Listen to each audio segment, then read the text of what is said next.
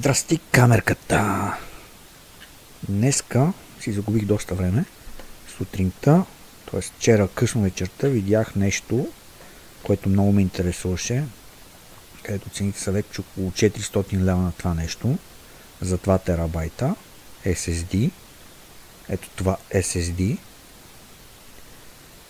2 терабайта си го взех за 290 лева, докато на повечето места вече надхвърля 390-400 лева същите терабайти, което е благодарение на AI серверите и да не говорим за рамта, която вече е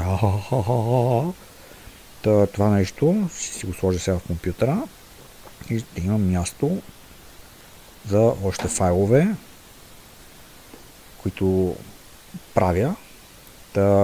Вкарах се в преразходи покрай тези 290 лева за SSD-то, тъй като скочих колата.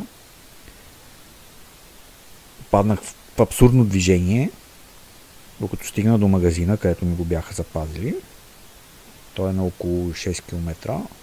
Аз бързах, защото на тая цена нямаше къде друга да го намеря.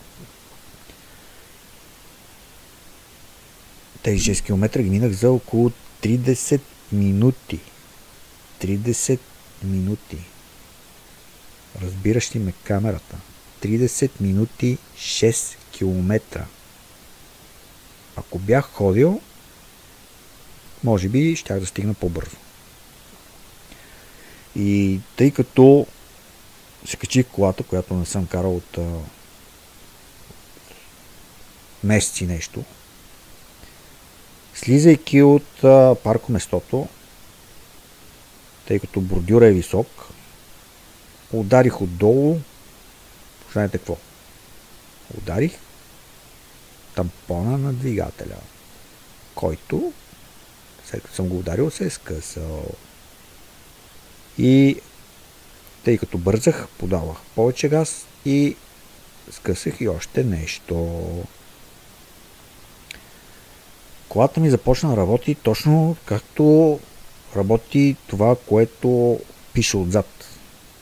V6. Знаете как работи V6? Без ауспуси. Точно така работеше колата. Много готино.